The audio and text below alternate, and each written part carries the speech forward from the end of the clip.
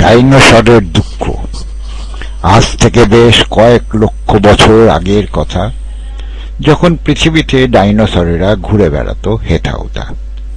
এমনই এক সকালবেলায় যখন স্টেগোসরাস দম্পতি প্রাতঃভ্রমণে বেরিয়েছিলেন, শ্রীমতী স্টেগোসরাস স্বামীকে তার দুঃখের কথা জানালেন। হ্যাঁ, আমাদের বিয়ে কি অনেক দিন আগে হয়েছে? তোমার কি সেই বিশেষ দিনটার কথা মনে আছে? আজকাল তো তুমি কাছেই ঘেঁষো না, আমাকে আর তুমি ভালোবাসো না। আমি কি এরই মধ্যে হয়ে গেলাম বুড়ি? বয়স হয়েছে মাত্র 2-20।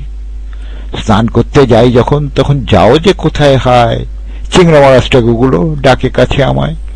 তোমার তো হুঁশই নেই, নজরও দাও না। মনে হয় আমাকে আর তোমার পছন্দ হয় না। এতদূর শুনে শ্রীমান স্টেগোসরাস মহাশয় বললেন মাথা নেড়ে, প্রিয়ে আমার, এ কথা তোমার মনে এলো কি করে?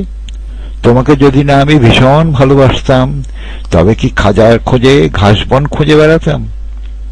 আসলে আমার ওজনটা ক্রমেই হচ্ছে বৃদ্ধিপ্রাপ্ত, আর তার সাথে তোমার পিঠের কাঁটাগুলো হয়ে যাচ্ছে শক্ত। তাই অতি সন্তর্পণে তোমার কাছে আসতে হয়, নইলে থাকে ওই কাঁটার খোঁচা খাবার ভয়। আগে যখন ছিলাম আমরা স্লিম অ্যান্ড ট্রিম, মনে ভাসত কত শত রোমান্টিক ড্রিম। এখানে নেই তো কোনো জিম যে সেখানে যাব আর দুবেলা অ্যারোবিক্স করে ওজনটা কম করে নেব। তাই নিজের মনের দুঃখটা মনেই চেপে রাখি, এভাবেই কেটে যাবে যে কটা দিন আছে বাকি।